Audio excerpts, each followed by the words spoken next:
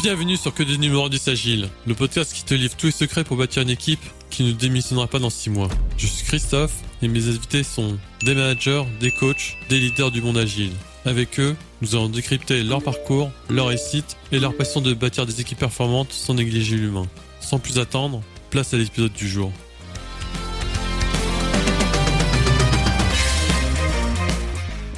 Vous en avez marre des rétrospectives de sprint ennuyeuses et inefficaces ? Découvrez Nitro, l'outil de rétrospective en ligne numéro 1 en France. Avec plus de 60 activités prêtes à l'emploi, vous allez enfin découvrir ce qu'est un moment d'équipe, ludique et efficace. En plus d'offrir la meilleure expérience de rétrospective, Nitro vous permet aussi de vérifier l'état de santé de votre équipe et de mesurer l'impact des plans d'action à travers le temps.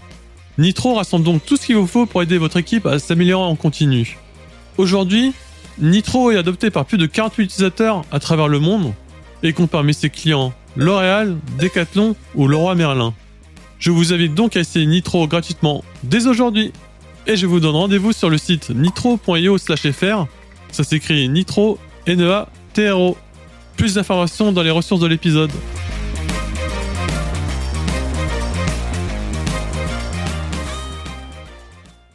Le changement, tu décides pas le résultat. Mec, teste. Vas-y, ose faire encore plus de trucs. Trompe-toi, tu t'en fous. C'est quoi comme genre d'excuses qu'on entend justement dans les entreprises par exemple pour pas changer ?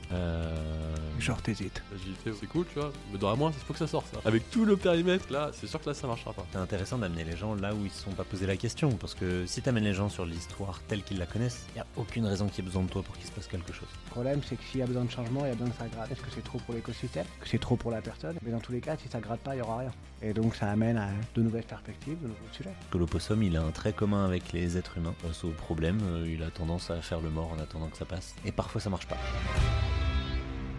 Bonjour à tous et à toutes, bienvenue dans ce nouvel épisode du podcast Que du numéro 10 Agile.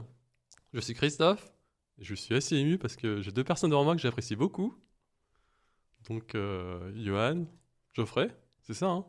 Salut. Ouais, c'est à peu près ça. Est-ce que vous pouvez vous présenter brièvement ? Alors, brièvement, c'est un exploit. Donc je vais le faire très très vite. Non, papa de 2 enfants, vraiment en kiff et fatigué, avec plusieurs activités. Je suis à la fois salarié et manager d'une équipe, et en parallèle de ça, indépendant dans un collectif, sur tout ce qui est innovation collaborative. Ok. T'as compris quelque chose ? Rien du tout. C'est à moi qui... Geoffrey qui est taquin, présente-toi. Geoffrey, taquin, 2 enfants, les 2 plus belles filles du monde, plusieurs métiers en parallèle. Officiellement, je suis coach agile, parfois je fais coach pro, thérapeute. J'ai une école de danse et ça c'est trop cool. Et puis après 2-3 autres trucs perdus par-ci par-là. Ok, ça marche. T'as compris ce qu'il a dit ? Oui. J'ai l'habitude. Ok, bah déjà, bonjour à vous, parce que c'est la deuxième fois que vous revenez dans le podcast, donc ça me fait très très plaisir. Première fois en même temps. C'est vrai. Et ouais, c'est ma première fois avec 2 personnes, donc Et ça va ? pour l'instant, j'ai un peu peur, mais bon, je compte sur vous. Ça brille en tout cas, regarde. Non, aujourd'hui, je vous invite parce que l'heure est grave. L'heure est au changement. On entend partout que l'heure est au changement, et je vois certaines choses qui ne bougent pas dans certaines boîtes ou dans le paysage un peu de la France. Et donc, j'ai vu qu'il y a un nouveau livre qui est sorti. Il s'appelle Le syndrome de l'opossum, celui-là. Comme par hasard. Comme par hasard. C'était pas prémédité. Et en plus, coécrit par vous deux, et aussi avec d'autres personnes. Mais voilà. Donc, ce que je lis sur ce bouquin-là, carnet pour faire face au changement, sans faire le mort à tous les coups. Donc, syndrome de l'opossum, déjà, pourquoi le titre de ce livre ? Parce que l'opossum est un animal fascinant. On le voit notamment dans l'âge de glace. Et ça, c'est cool. Et c'est surtout parce que l'opossum, il a un trait commun avec les êtres humains. Face aux problèmes, il a tendance à faire le mort en attendant que ça passe. Et parfois, ça marche pas. Donc on s'est dit qu'on allait écrire là-dessus par rapport au changement, parce que c'est une thématique qui revient souvent dans ce qu'on voit. Et puis en plus, ça permet à plein de personnes de se poser la question, mais c'est quoi un opossum ? Et ça, c'est cool aussi. C'est la question qui tombe tout le temps. Ouais. Ok. Mais qu'est-ce qui vous a donné envie d'écrire ce livre ? Parce qu'en plus, c'est pas la première fois que vous écrivez un livre, surtout toi. En fait, on intervient pas mal en entreprise, on intervient pas mal un peu partout. Il y en a toujours la même rengaine qui arrive en disant par où on commence, qu'est-ce que je peux changer? Qu'est-ce que je peux faire? Et donc ça souvent par pourquoi ça te regarde? C'est quoi ton rôle? On a un peu ces questions-là. Et à force d'avoir cette discussion-là, on s'est dit que c'était la bonne, c'était le moment d'écrire. Donc c'est vraiment ça qui a généré. Une cumul de conversations, un cumul de questions. Et se dire qu'aujourd'hui, les réponses, elles sont pas évidentes. Ouais, c'est ça. C'est face aux galères des gens. Il y a tellement de personnes qui se disent faut changer, j'y arrive pas, j'ai des problèmes, c'est récurrent, c'est tout le temps la même chose. Non, mais c'est pas la même chose. En fait, il n'y a pas d'endroit où on a une explication claire de tiens, tu pourrais démarrer par là. Sans que ce soit jugeant, sans que ce soit une méthode, c'est juste regarde, il y a tous ces trucs-là qui existent. Ce que tu décris, ce que tu vis, c'est normal, mais que ce soit accessible à tout le monde.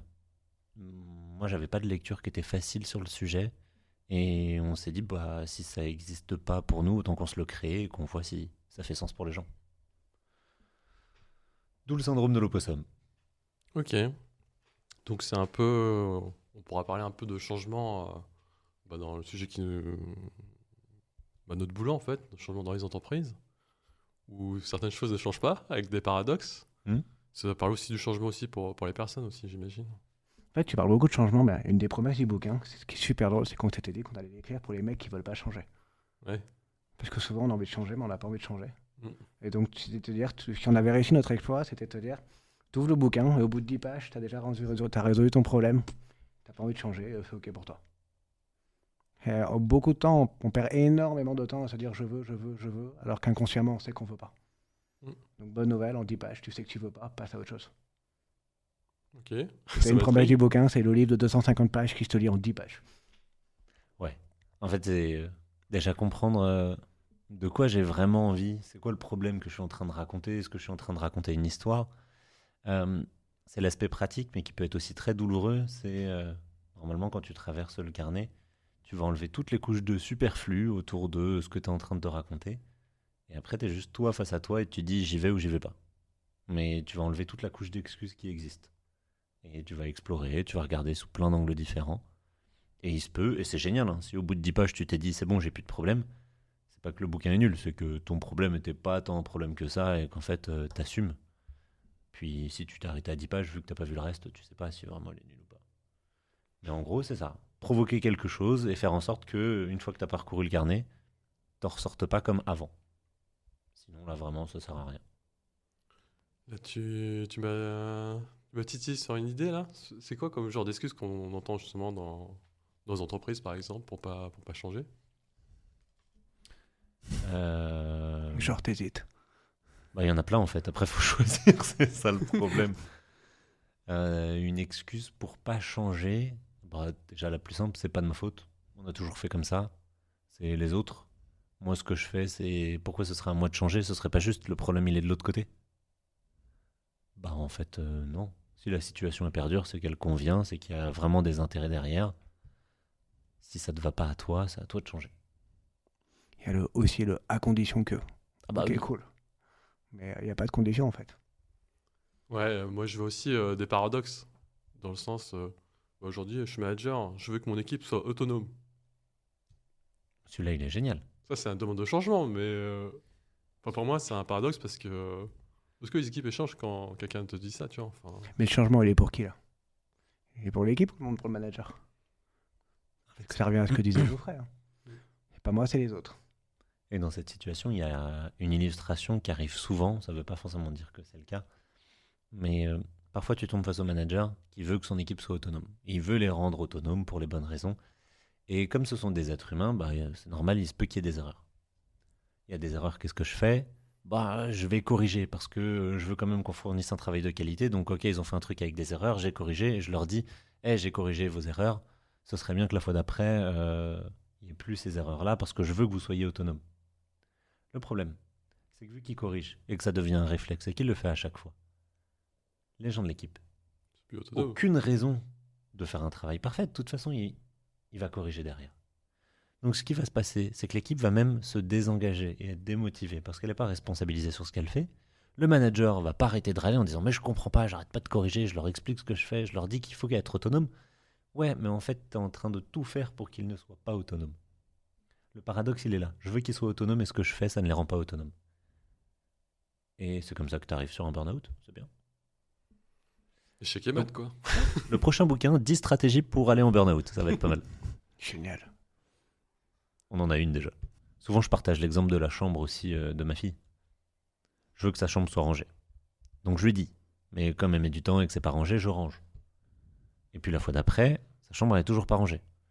Donc je lui redis, et puis parfois même je m'agace. Parce que je sais que j'ai l'air d'être quelqu'un de parfait, mais je m'agace en fait quand même, parfois. Mais au fur et à mesure, ma fille elle a compris. Quand je lui dis de ranger sa chambre, elle ferme ses oreilles pendant 5 minutes le temps que papa il râle et qu'il soit pas content. Avec un peu de chance même, elle va me sortir une larme et du coup je vais être attendri. Je vais dire pourquoi j'ai râlé. Et allez, je vais ranger sa chambre. Et ta chambre à toi? Ma chambre à moi, c'est mon bordel, j'ai le droit. Et du coup, ça marche pas non plus. Et c'est la même chose. C'est ce que je fais ne peut pas m'amener au changement que je souhaite. T'es d'accord avec lui, parce que toi, t'es manager. Non. Bah oui, après, de toute façon, on a toujours un. Dès que tu as une frustration, dès que tu as une douleur, tu as un rôle à jouer. Qui peut être positif, à empirer les choses, à les améliorer. Donc à partir du moment où tu sais ça, à toi de jouer avec, quoi. L'autre exemple qu'on prend, c'est que c'est le paradoxe pour écrire ce livre, on promeut changement, faire différemment, et on était extrêmement mauvais. Je prends l'exemple de Geoffrey. Et Geoffrey, ce qu'il partage souvent, c'est apprendre à finir. Et chaque page qu'il écrivait, il écrivait des trucs géniaux, quoi. Quand tu t'envoyais le draft, c'était un torchon avec un truc génial dedans. Et tu vois le truc, tu te dis tu vas bosser, le truc est génial, donc tu le retravailles et tout, tu dis la page suivante, ça va être mieux, tu lui dis fais un truc plus abouti. Paf, idée géniale, torchon, ça repart pour un tour. Et on a maintenu des schémas comme ça, chacun les uns avec les autres, donc c'est extrêmement dur de sortir d'un schéma, même quand on en a conscience. Mais après, ça Je c'est n'ai aussi plein une d'exemples. stratégie. Hein. La stratégie derrière, c'est que si je finalise pas un truc, si je le fais pas de façon parfaite ou si c'est pas parfait, si je m'efforce pas à faire une bonne version finie, peu importe ce que je rends, ça pourrait être parfait. J'avais pas donné à fond, donc je peux garder la croyance que je suis trop fort. Parce que là, même si c'est pas bien, vu que je l'ai pas fait à fond, ça veut rien dire de mon niveau. C'est une stratégie d'auto-sabotage derrière. Et ce qui joue derrière, c'est l'énergie que j'ai mis. Sachant qu'il est dans cette stratégie, je le voyais bien, je continue à pousser. Et donc tu dépenses une énergie folle à maintenir un schéma qui n'a pas lieu d'être. Donc on revient à qu'est-ce qu'on veut jouer, qu'est-ce qu'on veut provoquer et qu'est-ce qu'on a comme rôle dedans. Attends, t'es en train de dire que même nous, on tombe dans les pièges de notre bouquin? Putain. C'est bon, j'ai noté chaque page. Mais du coup, comment on amène justement le changement après tous ces constats-là, enfin, Je sais pas, toi, comment tu fais pour te saboter? pour me saboter? Ah bah moi j'attends que je fais justement ce que je fais l'opposé en fait, j'attends que ça se passe en fait. Le mec, il supporte Marseille. Tous les ans, il arrive au même stade. Il supporte la même équipe. Tu vois, un exemple qui marche très bien. Tous les ans, il reçoit le même message. Ouais. J'attends la vente du club, mais c'est pas jamais. Donc, Ah ouais. Bah rachète, hein. C'est ce qu'on est en train de te dire, arrête de faire l'opossum. je pense qu'il va finir par te racheter un euro symbolique. Hein. Non, par exemple, le changement déjà, comment. Moi j'accompagne les équipes tech.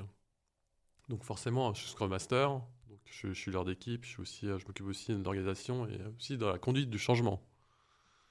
Donc moi, quand j'embarque une équipe, direct, je peux pas leur dire l'agilité, Scrum, Kanban, c'est ça, dérouler la méthode. Ça marche pas, tu vois.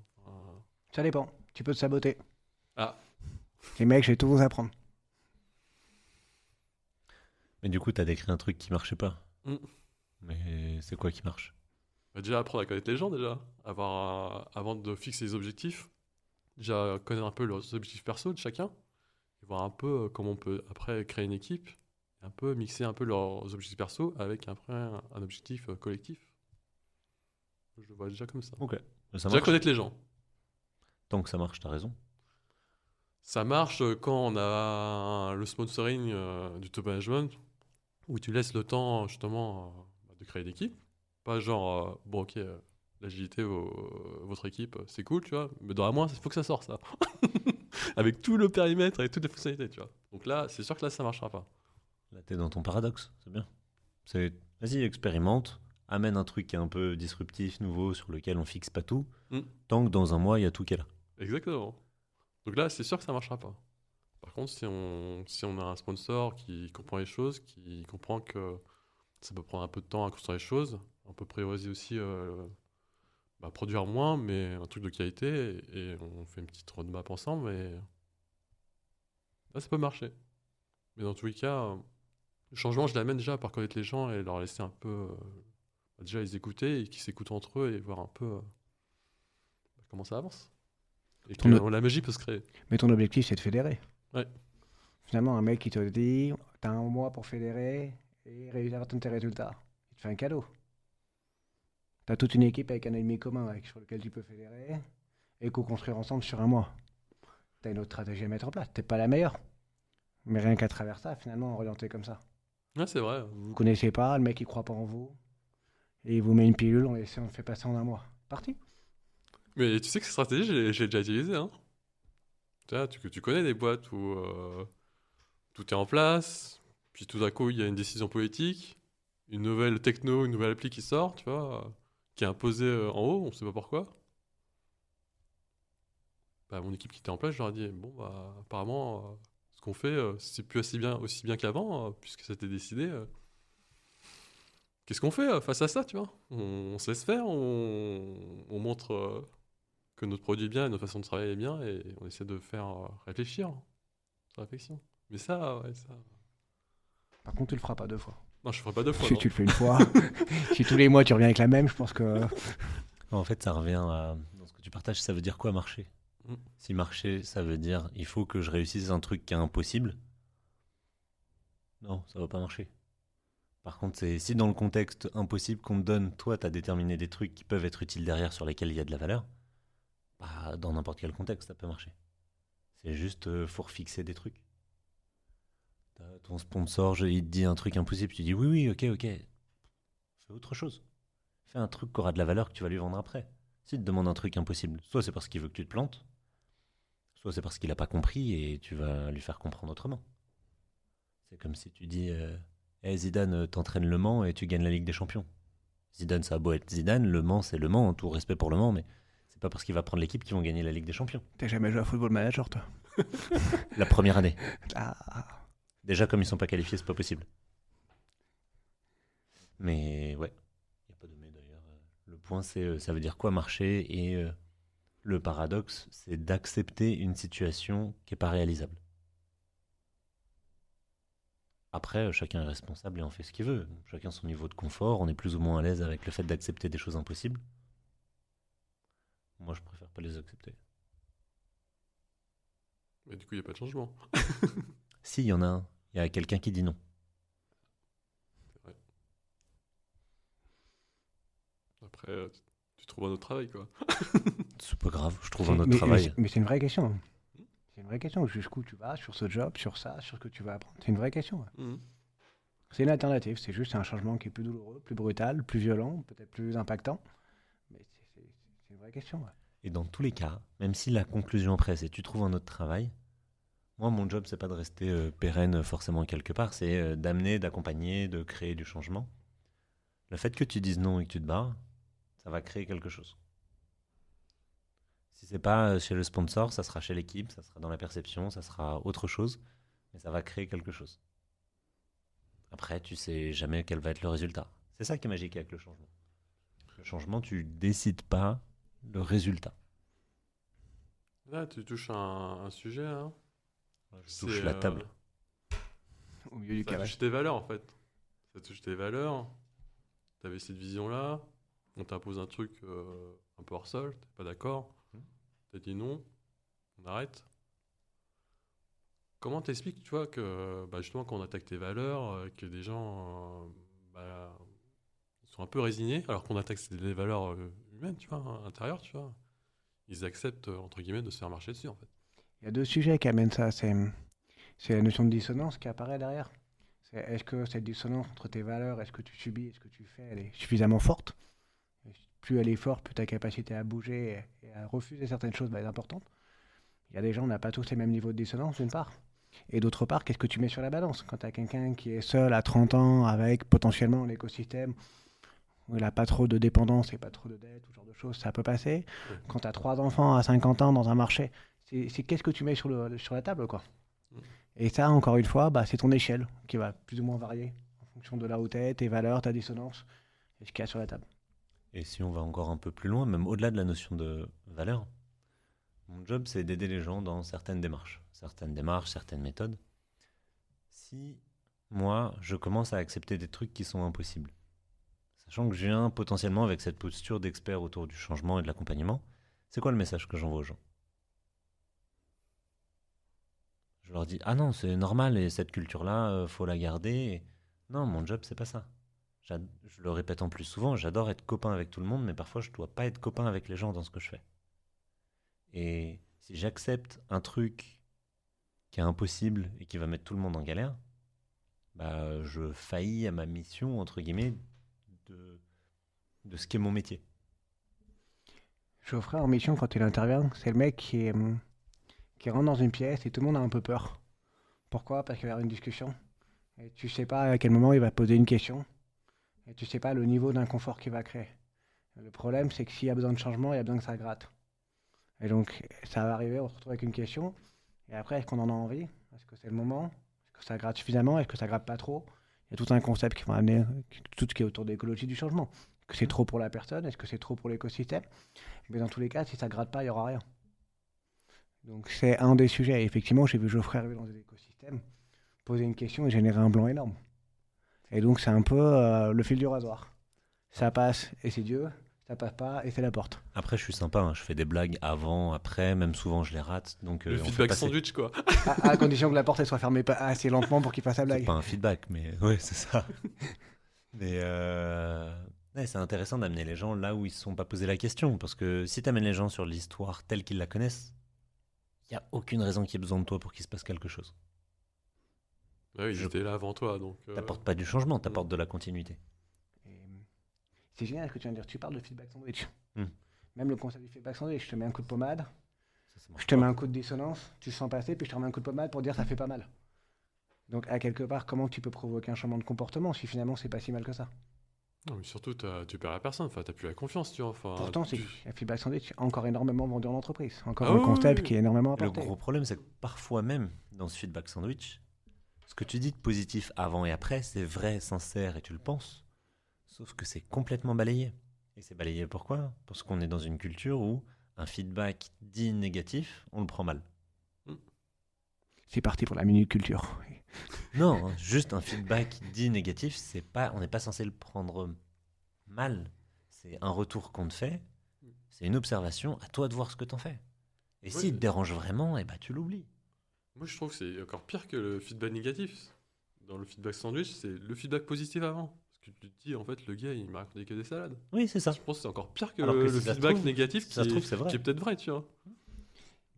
Pour aller, on en parle dans le livre, et même la notion de feedback positif, négatif, je croyais que tu allais en parler, mais Non, tu m'as trollé, donc j'ai pas été.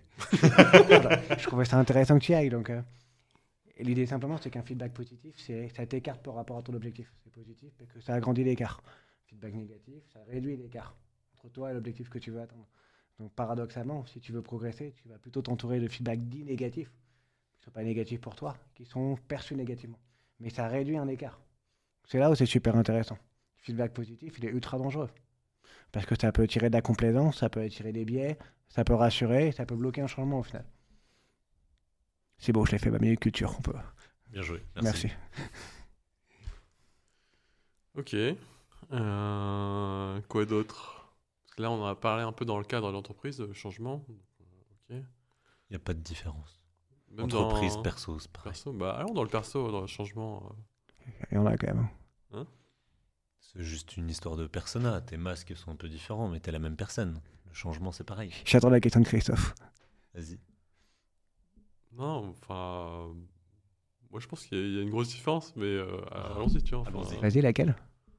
Non, mais Ça s'écrit pas pareil. Pro, perso, c'est pas les mêmes lettres. c'est encore brouillon dans la tête, mais on va essayer d'y Vas-y. aller. Effectivement, c'est les mêmes lettres, il y en a juste plus dans un des deux mots. J'ai juste à signaler. Il y a peut-être aussi la notion de responsabilité, tu vois, en entreprise. Quand tu as des décisions à prendre sur le changement et tout. Alors que quand tu es en perso, tu es souvent responsable de toi-même, tu vois. Enfin, Pas que. Pas que. T'as des enfants, t'as une famille, t'as des potes. ok. Toi, Dans ce ton cas-là, entourage.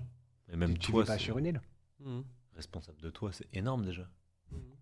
Je confirme, sur certains. Ouais, surtout toi. Pourquoi? Mais non, mais si tu prends pas soin de toi, qui le fait? Ouais, c'est ça. Bah, du coup, c'est énorme. Mhm. Et si tu prends pas soin de toi, qui derrière peut prendre soin des autres si tu as envie de soin des autres?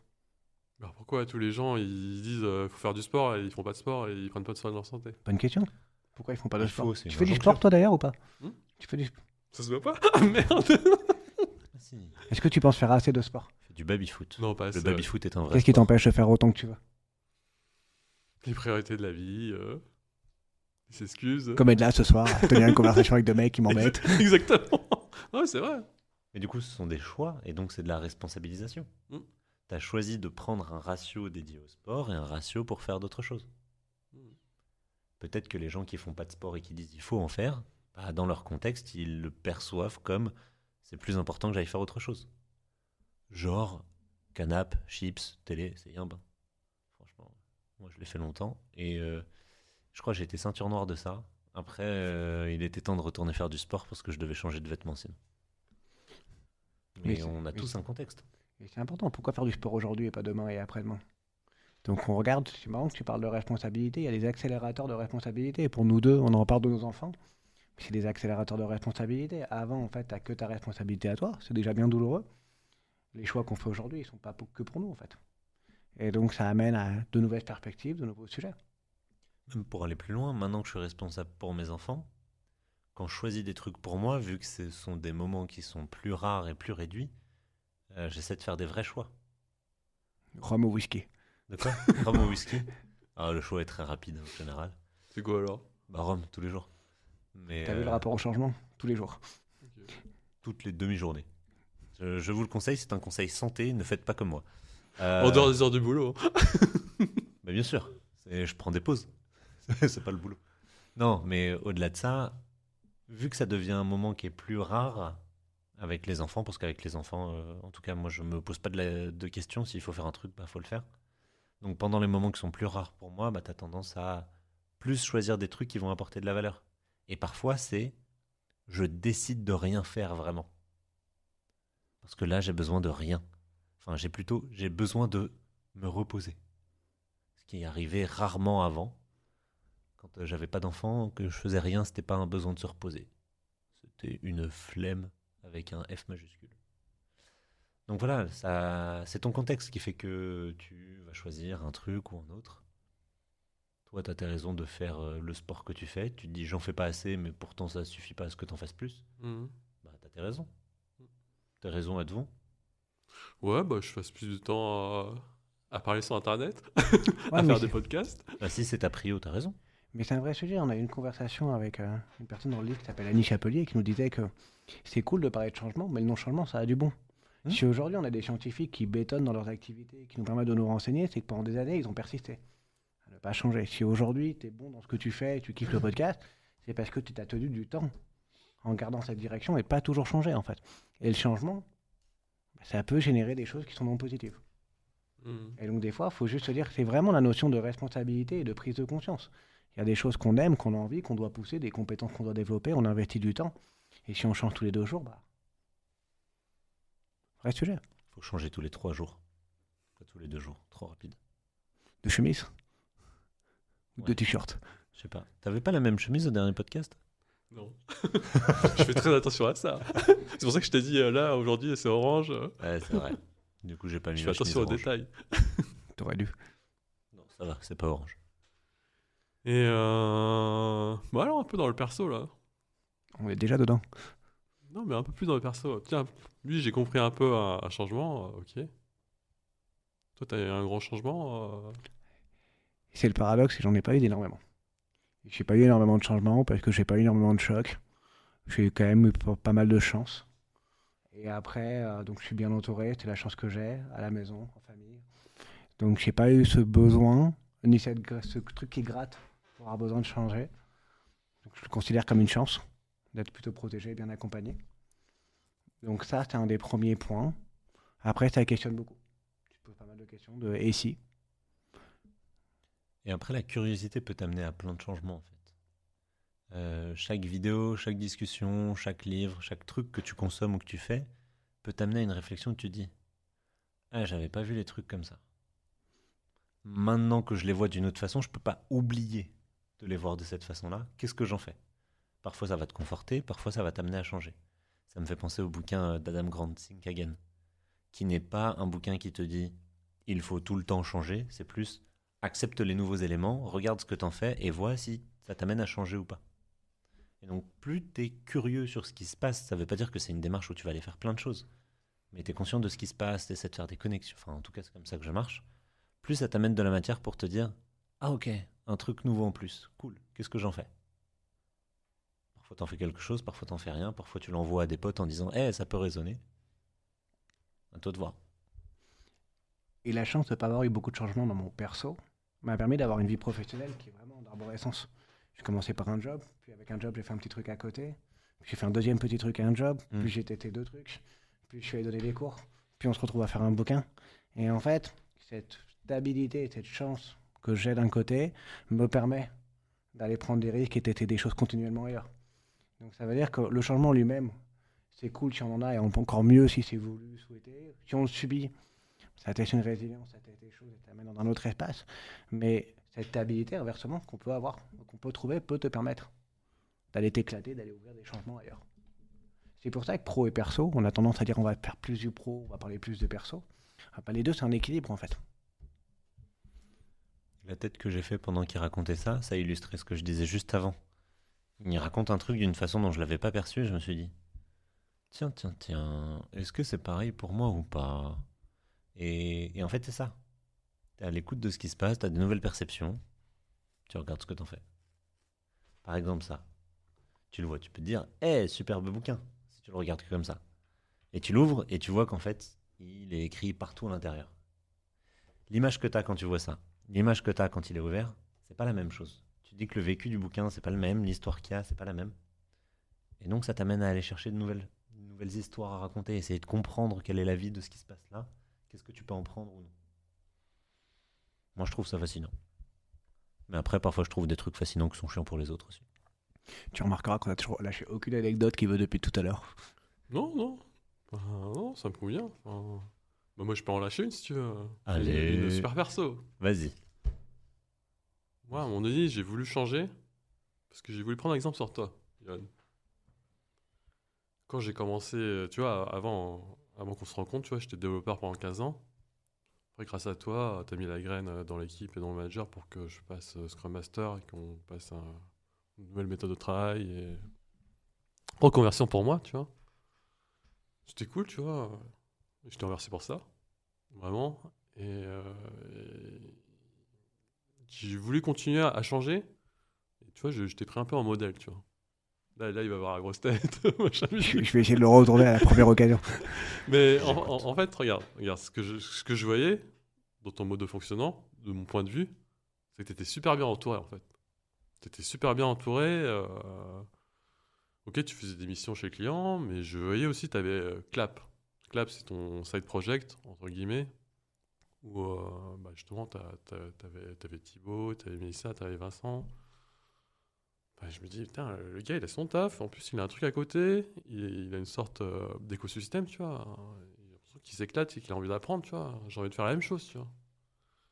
Et moi, comme je débutais dans l'agilité et tout ça, tu vois, je me suis dit, ok, je vais m'entourer des gens agiles, entre guillemets, de cette communauté. Donc, j'ai commencé à faire des meet-up avec des gens. Et j'ai aussi commencé aussi à faire ce qu'on appelle les communautés, à créer une communauté agile chez Harlequin, enfin, dans ma boîte. C'est toi, qui m'avait dit d'y aller, tu vois. Et je me suis pris une grosse claque dans la gueule, en fait. Parce que en créant la communauté, j'ai rencontré des personnes qui étaient motivées et tout. Et au bout de 2-3 mois, voire un an, échec. Tu connais la différence entre toi et moi? Tu veux que je t'explique un peu ce qui s'est passé? Ok, vas-y. T'es un mec qui est génial et qui a vécu plein d'expériences. Ouais. Quand on s'est rencontrés, t'es arrivé après plein d'expériences, t'avais déjà beaucoup bougé. Mm. Et en fait, quand on a besoin de beaucoup bouger, de temps en temps, on a juste besoin de se poser, retrouver un peu de stabilité pour pouvoir rebouger. Et t'étais entre les deux. Et la claque que t'as pris, c'est peut-être parce que t'es reparti trop vite. Et justement, elle a été super enrichissante, claque. Que t'as envie de dire, est-ce que j'ai envie de ces mecs-là ou pas? Est-ce que j'ai vraiment envie de ça? Et la deuxième expérience qui a suivi derrière, t'en es là aujourd'hui, à t'être créé ton propre écosystème. Donc c'est ça. Vraiment choisir aussi le moment où on a des bonnes bases pour bouger. Ou pas du tout, quoi. Mais en tout cas, Mais dans ce cas-là, le changement, il est lié un peu à ton entourage, en fait. il est lié à l'écosystème dans lequel tu évolues. Soit tu es au fond du gouffre et tu n'as plus le choix. Et dans ce cas-là, c'est un moteur. Soit il est, en fait, tu as besoin de stabilité parce que tu as besoin de repartir. Si ton changement il t'amène à faire des choix par défaut qui ne sont pas les bons, ça ne restera pas les bons. Ouais. Et là, tu l'as fait pour des raisons où tu avais un besoin et moins une envie. Donc, tu t'es entouré des personnes, pas par facilité, parce que sûrement des belles personnes, mais pas qui répondaient à une aspiration que tu avais. En plus, t'as pris un mauvais modèle. Je crois que ça fait 5 minutes qu'il veut la poser. Ouais, désolé. Ouais, mais- je C'est l'attends. trop beau. Non, mais voilà. Mais en tout cas, il faut vraiment se poser la question de ce que tu as envie, des aspirations que tu as. Et là, tu as réagi. Je crois qu'il se fait chier depuis genre 5 minutes. Il attend qu'on change de sujet. Non, mais dans ma tête, je fais passer des chansons d'amour, tout ça. Je vous regarde en bromance, les yeux dans les yeux. Je me dis, c'est magnifique. Mais voilà, en tout cas, d'avoir des bonnes bases, je vais essayer de rattraper le coup. Non, mais du coup, pour finir l'histoire, comme avec la communauté agile et même mon top management, où tu vois, j'avais pas de sponsor, j'ai beaucoup d'opossum, je balance la chaussure. C'est pas que j'étais résigné, mais le chemin, il passait pas, tu vois. Enfin, il passait autour de moi, autour de mes équipes et de mes clients, tu vois, et c'est déjà cool, tu vois. Et d'autres équipes aussi autour de nous, mais le message, il marchait pas autour de moi. Donc, c'est pour ça que j'ai commencé à faire, entre guillemets, le clown sur Internet. En fait, Et ça a trop bien marché. si je peux me permettre, pourquoi ça n'a pas marché? C'est parce que plutôt que l'opossum, là, tu as plutôt fait le mime. Donc, tu as mimé un modèle que tu as vu qui a marché. Ouais. Sauf que, première info, vous n'êtes pas la même personne.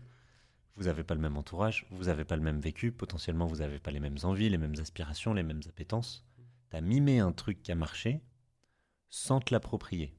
Sans savoir pourquoi tu le faisais, si ce n'est tiens, j'ai l'image que ce qui se passe là, c'est cool et j'ai envie d'avoir ce cool-là. Son Ça- entourage, pas Non. le cool. Non, mais Oui, mais ce que tu... Après, je mets cool à toutes les sauces. C'est un peu Ok. comme les schtroumpfs. Mais ce que je veux dire par là, c'est il y a un truc qui t'a plu et du coup, tu t'es dit, tiens, moi, je veux ça. Comment il y a eu ça? Qu'est-ce qui s'est passé? C'est quoi la méthode? C'est quoi les... Ah, ok, c'est ça la démarche. Bah, vas-y, j'applique ça. T'étais pas au même point de départ, t'étais pas la même personne, tu voulais pas arriver au même point d'arrivée. C'est normal que ça n'ait pas marché. Et la force, c'est que tu as rebondi sur la claque en te disant ben en fait, ce que j'ai fait, ça peut pas marcher pour moi. Du coup, j'ai envie de faire quoi? Bah, je vais aller parler, ça me semble intéressant, important, et ça ressemble plus à ce que mon envie du moment. Let's go. Et tu t'es donné à fond là-dedans, tu retestes, et bah, tu t'épanouis, ça évolue. Maintenant, il y a des caméras et tout, truc de ouf. Mais tu vois, en fait, Moi, je sais toujours pas ce que je fais. Hein. non, mais en fait, Mais, mais ça, c'est la Explore. bonne définition. Hein. t'explores, tu testes. Le jour où t'as fini de tester, c'est chiant. Le jour où tu sais ce que tu fais, c'est que tu te poses plus de questions. Voilà. Trop philosophique. Ouais. Il me manque le verre de rhum. Ok. Quoi d'autre Je suis un peu gêné là. Alors, passons à autre chose. C'est quoi ta page préférée dans le bouquin, sachant que tu l'as pas lu en entier? Moi, j'ai bien aimé la page sur le paradoxe. Ah, c'est la page 2. Non, je crois que c'est la page 161. Regarde, c'est bon. 161. Il y en a eu plusieurs. Hein. Bah, j'ai ouvert à 177, il y en a un. Ouais, c'est le paradoxe, un autre paradoxe. En fait, il y en a partout dans le bouquin. Ouais, c'est vrai, c'est parce que ça nous parle pas mal. Qu'est-ce que tu as aimé dans le paradoxe? Bah, l'exemple que vous avez utilisé en fait. C'est ce que je l'ai dit au début du podcast. C'est par exemple, je le redis encore, t'es dans une réorganisation, t'as un major qui dit bah, moi je veux que mon équipe soit autonome. Bah, l'équipe elle arrive, ça peut pas marcher enfin, hein, tu vois direct. Pareil, l'autre exemple c'était quoi? C'est pour aller un peu dans le perso. Oui, bah la semaine prochaine, pour ton anniversaire, t'auras une surprise. Ah, il est génial ce livre. Et franchement, quand je l'ai lu, j'ai kiffé, tu vois. Enfin, il y a rien qui va en fait. C'est Geoffrey qui l'a écrit, c'est la Ah, vie de c'est pour ça. c'est la vie de Geoffrey, c'est pour ça qu'il C'est pour écrit ça que c'est génial. génial. Il est dedans, en train de se rappeler un moment de sa vie. C'est vrai Je pense qu'il va te le C'est vrai raconter. Non, c'est pas un moment de ma vie. Ah, Et t'as un eu fuck quoi, est alors apparu. Ça y Une est, PlayStation 5 Bah, j'ai tenu pas de 50 surprise minutes. du coup. Mais non, mais c'est quand on t'annonce qu'il va y avoir une surprise, la surprise elle est plus possible. Parce que la surprise, par définition, tu t'y attends pas. Mhm. Du coup, tu t'attends à quelque chose, il n'y a plus cet effet-là. Et c'est des petites situations, mais en fait, des paradoxes, on en a partout, on les accepte tout le temps. Si on arrive à prendre un peu de recul, à regarder les choses différemment, là, on peut réussir à bouger, à tester, à vivre pleinement ce qui est en train de se passer sans avoir une pression énorme d'un truc qui n'arrivera jamais. Mais c'est dur de regarder autrement les choses. Et voilà, c'est ce que j'aime avec les paradoxes. C'est parce que c'est comme des énigmes. À partir du moment où tu as compris le paradoxe, tu as craqué l'énigme et tu peux aller ailleurs. C'est comme les notions de dualité. Il y a plein de situations dans lesquelles on dit ah bah c'est soit A soit B. Cool. Je vais essayer de trouver ce qu'il y a en C, D et E. Et peut-être qu'il y a même une lettre entre A et B. Et comment on peut faire autrement? Et est-ce que je suis obligé de répondre? En fait, c'est ça, regarder autrement. La dualité en général, ça mène pas forcément à des bonnes choses parce que souvent ça annonce un paradoxe. Tout truc avec la situation existante est purement fortuite. A, B, en effet. J'ai pas la ref. T'as pas la ref? J'ai pas la ref. Fais une procuration alors. C'est bon, tu l'as maintenant, toujours pas. J'ai toujours pas la ref. Oh là. Vas-y. Ça, c'est l'enfer de Geoffrey, pas être compris en réunion. Et comme il n'y a pas de différence entre la vie pro et perso, je veux dire pas être compris dans la vie, quoi. Mais c'est pas grave. Bah allons-y, ça, sur ce sujet. C'est quoi ta page préférée du bouquin là? En fait, j'ai pas la même lecture, mais c'était une histoire avec un pote, on se parlait le soir, et on discutait, on parlait des piments que tu as ramenés là. Puis on parlait de piments. Et donc on s'était dit, quitte à écrire un bouquin, on avait envie de se taper un délire. C'est un exercice de créativité, c'est comment en partant du piment, on allait faire une page. Et donc on a fait toute la chaîne, comment ça s'appelle? C'est l'échelle de, je sais plus. Scoville. Voilà, merci beaucoup. Et pas Scofield. Et en Lui, c'est gros, c'est Prison la Break. puissance du piment. Et comment on ramène à la puissance du piment la douleur, qu'on peut avoir, ou en tout cas l'énergie à avoir dans un changement. Donc c'était une discussion un soir, à 19h50. À 21h, tu te retrouves à écrire, comme un bleu. Ta double page. Et ce que je trouve génial avec cette page, c'est vraiment tout l'exercice du bouquin, en fait. Ce qui est derrière, c'est de se dire, ça a été que des exercices de ping-pong, avec Geoffrey, avec Vincent. On s'appelle, on a une idée, on a tête dans tous les sens, on la torture. Et vraiment, quand on l'a bien torturée, on la met sur une page, puis on la retorture.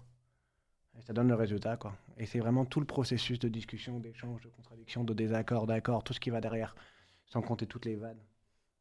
Sans compter C'est toutes ça les qu'il y a pages derrière. qui sont pas dans le bouquin. J'ai un carnet entier que j'ai écrit avant qu'on se mette à vraiment faire le cahier, que j'ai jeté. Enfin non, je l'ai pas jeté, je l'ai gardé. Qu'il a écrit, sur chaque page, il y avait un mot. C'est pas vrai, parfois il y en avait 4. Voilà. Mais il y Donc, je avait tiens à toute une préciser quand même, conception parce que- d'un autre carnet et c'était vraiment fait exprès avec peu de trucs. Et en fait, ça a permis d'amener à ça.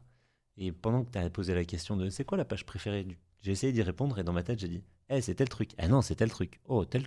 Et en fait, ce que j'aime, c'est que, comme l'a dit Johan, ça naît de plein d'opportunités, de moments, d'instants, vraiment presque de pulsions de vie qu'on partage comme ça. Une de mes pages préférées, et il y en a plein, c'est le dernier exercice parce qu'il aurait jamais dû être dans le bouquin.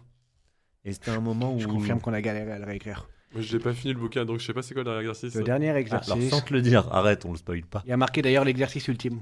C'est C'est ça. une lettre à toi-même.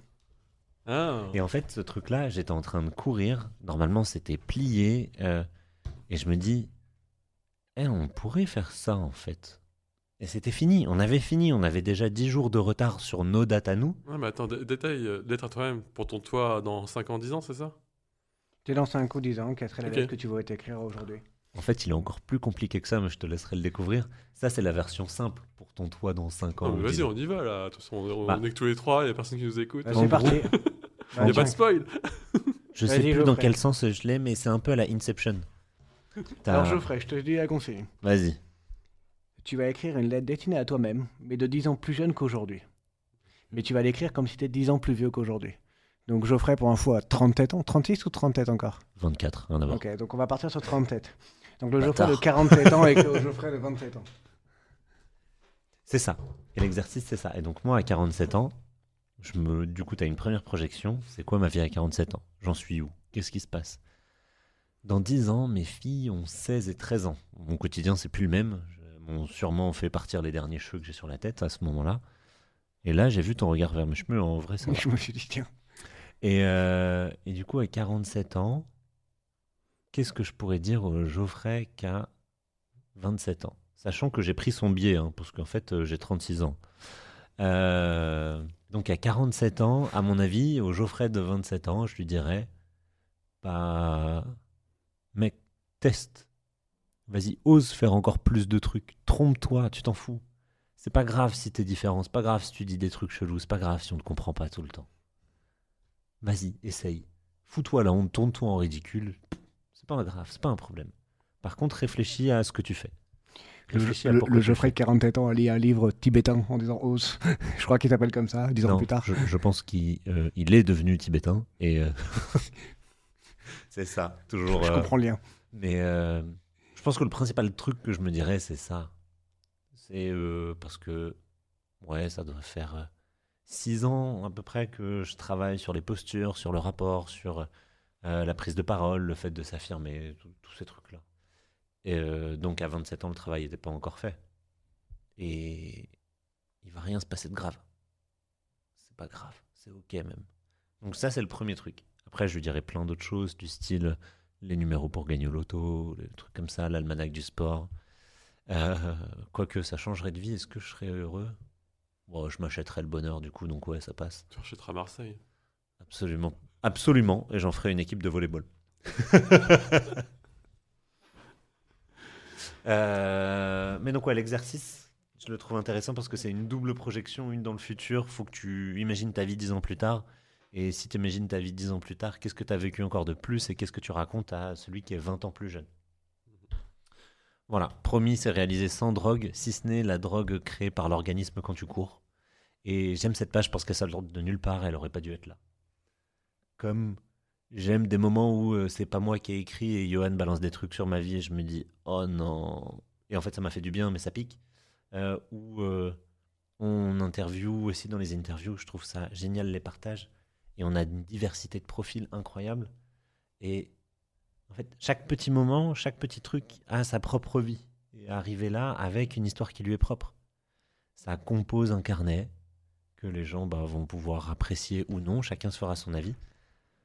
Mais la magie, c'est un peu ça, c'est qu'il n'est pas calculé comme ça, le carnet. Si au début du carnet, on devait te dire à quoi il ressemblerait, ce serait pas ça du tout. Et toi, Johan? À ton toi de 27 ans, qu'est-ce que tu dirais? J'ai 36 ans. À ton toi de 26 ans? Ouais, l'exercice. Donc, je m'imaginais à 46 ans. Pareil, donc enfant, je crois qu'on est sur quoi, 12 et 15. Donc, on est à cet âge-là. Et Je connais pas l'âge de ses avec enfants. une vie, un peu plus de cheveux, je pense qu'on aura la même blague. Non, à mon mois de 27 ans, 26, ça dépend de l'acte. Je vais être grossier, mais tais-toi, quoi. Je pense que j'ai la chance d'être bien accompagné, mais ma compagne me rappelle de beaucoup écouter, souvent, et d'arrêter d'essayer d'avoir raison. Ça, c'est Et parce je que pense que t'articules pas. placement de produit numéro 2. Et non, je pense que le truc que je me dirais vraiment, c'est pas grave si t'as pas raison. Ouais. Et c'est super important parce que tu grandis avec une volonté d'apprendre, mais qui remplit à la fois une curiosité, mais aussi un besoin de se dire j'ai besoin de savoir. Et en fait, un des vrais conseils que j'ai découvert un peu plus tard, c'est bah ouais, si tu sais pas, c'est pas grave en fait. Mm. Et c'est super important, et je pense que c'est vraiment le message que je me ferai. C'est pas grave si tu te plantes, c'est pas grave si tu sais pas. Et donc en rebond, je rajouterais, je dirais écoute. Ça va avec le tais-toi, c'est écoute. Entre parenthèses, mais je sais que tu le feras pas. Fermez la C'est parenthèse. sûr. C'est sûr, tu le feras pas, mais écoute quand même. C'est important, ouais. Mais cet exercice, il est intéressant parce qu'il t'amène à voir déjà où est-ce que tu veux aller, d'où tu viens, qu'est-ce qu'il y a et où t'en es par rapport à d'où tu viens. Et s'il y a des choses que tu gardes par rapport à ces 27 ans, cette capacité à vouloir savoir, elle est toujours là. Peut-être pour des raisons que j'assume un peu plus. Cette capacité à écouter et à me taire. Et voilà, elle est encore à travailler.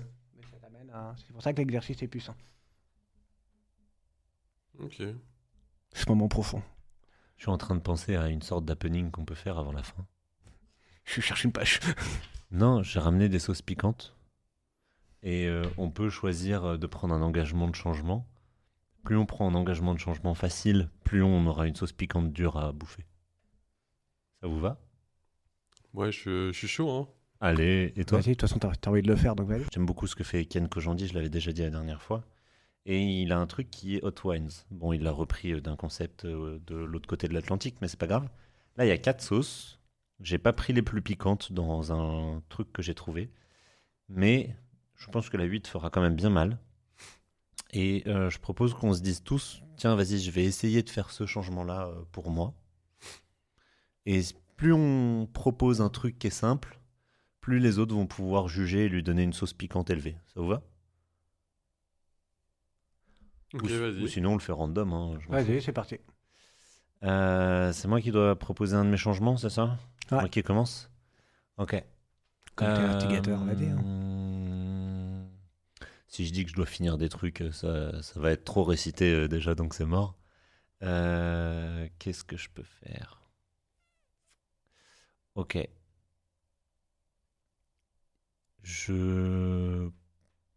C'est à peu près la même chose, mais en fait, je vais pousser mon travail ou mes engagements, peu importe, de manière générale, mais pour amener une qualité qui soit pas brouillon. La plupart du temps, j'envoie des drafts, et t'en as parlé. Bon, ça revient à dire finir des trucs. Mais vraiment, donner un travail qui est fini, plutôt que juste me contenter de transmettre des idées sur lesquelles tu dis « Ah, ça c'est une bonne idée », mais il faut continuer à bosser derrière. En gros, pas me contenter de mon niveau suffisant à moi, mais aller vers un niveau global satisfaisant. Je le refuse, c'est un changement qu'il dit déjà depuis un mois, il m'en parle, qu'il a déjà encouragé. Donc pour Et moi, que j'ai je lui déjà donne fait. Le 8. Ok, vas-y. Mais je maintiens, c'est un truc sur lequel je bosse et que je continue à faire. C'est ce qu'il veut dire. Changement que je propose, je m'engage pendant un mois à ne rien faire. C'est-à-dire bosser au minimum, mais ne rien faire d'autre. Zéro side project, coller du Netflix et ne rien faire. Accepter une grosse part de vide À partir de maintenant, là, pendant un mois, rien de side project? à partir de septembre. Ah ouais, non, mais super. Du coup, tu vas manger du 8 aussi parce que tu prends un engagement pour le futur. Franchement, je pense que c'est élevé parce que le connaissant, je pense que c'est super dur. Je pense Pour que c'est lui. mytho. Donc ça veut dire que c'est faible. Non, Ça veut dire que c'est faible. Allez, non, bon, c'est vas-y. élevé. Et élevé, ça Allez, veut dire que t'auras le six. changement est facile. Ok. Faible, ça veut dire que le changement est dur. Ouais, c'est ça, ok. Donc, je lui mets un 6. Attends, j'attends le sien pour Quatre. savoir. J'attends le sien pour savoir s'il le mérite. Ah oui, parce que j'avoue, on a déjà Moi décidé que j'avais 8. Je m'engage à arrêter de me cacher. Genre, Sois plus t'adores précis. cache-cache. Sois plus précis. Et là, tu vas plus jouer à cache-cache. Godbuster. C'est encore toi qui m'as mis la graine il y a quelques semaines. Deuxième phrase suspecte du podcast. Oui. Hein.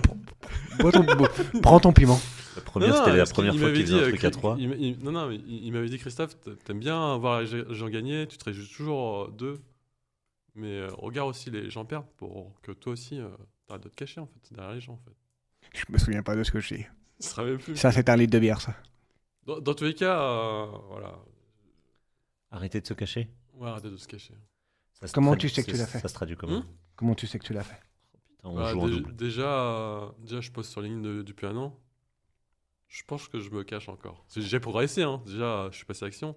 Mais il y a encore des choses que je cache. Attends, parce que si un truc qu'il a commencé depuis un an, c'est validé comme un changement, C'est- mon c'est- truc de un mois. C'est pour ça que lui, je vois bien un petit 6. Parce que Non, mais- t'as quand même bien commencé. Non, il y a autre chose aussi. Il y a autre chose. Là, en ce Ah. moment, attends. En ce moment, je prends des cours de chant. Trop bien. Et ma prof de cours de chant, elle me dit ta voix, elle est cachée en fait. Tu te mets un truc en fait. Soit t'es pudique ou soit t'oses pas. Enfin, il y a un truc qui me bloque. Donc pour moi, il y a aussi. Je me cache aussi au niveau de la voix. Moi, j'accepte le 6 parce que c'est celui qui a le plus lâché aujourd'hui déjà. Moi, Quelqu'un qui arrête de se cacher, c'est lui qui partage le plus. c'est vrai. Moi, ce week-end, j'ai goûté la 12, donc je sais à quoi m'attendre. J'ai un peu peur, mais ça sera la 8 quand même. Symboliquement, t'en prends un peu? Bah oui, c'est bon. De toute façon, Ouais. là, on finit le podcast sur ça. Ouais, Je sais pas si ça a été clair pour tout le monde. pas grave. Moi, je suis pas comme toi, tu vois, regarde. Waouh, je suis fou. Toi, t'en prends pas? C'est après? Bah, vas-y. Hein. Je prends celui-là. 4. En train de mourir. Fuck le retour. Ok. Donc le jalapeno du changement, Bon. ça pique un peu la gorge. Je te remange un peu. Avant que je meure du piment et du croissant pimenté. Bah, merci à vous. Hein. Merci à toi. Je pense que c'était trop court et qu'on fera un épisode numéro 2. Dans tous les cas, Merci d'être venu. Geoffrey, si on veut discuter avec toi ou travailler avec toi ou... Alors là, dans l'immédiat, faut me ramener un peu de miel et de chantilly. Après, je sais pas, on me ping n'importe où, hein, ça va. Je suis pas caché. Du coup, LinkedIn au pire, et puis après, on arrête de passer par LinkedIn et on se parle en vrai, ça sera bien. Ça marche. Même source, même Pareil. résultat. Avec grand plaisir, on s'est jamais caché. Et toi, tu réponds si on te parle sur LinkedIn? Ouais, Oula. j'ai... C'est moi qui ai pris la 8, les gars. C'est bien philosophique. Comment dire, en ce moment, j'ai beaucoup de messages en ce moment, parce que j'ai fait des posts un peu qui ont marché, et en fait, ça me stresse de répondre à tout le monde, donc des fois, je réponds pas, non. Comment tu choisis à qui tu réponds? La photo de profil. Si ça a l'air sympa ou pas, s'il y a un sourire ou Non, pas de et, sourire. quand il y a beaucoup de partages vraiment perso, quand par exemple, on me dit ce que tu as parlé, ça m'a touché, il développe un truc vachement perso, et là, je me dis... Donc ton driver, c'est l'authenticité, quoi. Ouais. Trop cool, merci. bah, merci à vous. Merci à vous. La prochaine, je suis en train de mourir. Mais c'est quoi ce truc? T'as accepté. T'as amené de la nouveauté sur ton Il s'est pas podcast. caché. Ce truc de-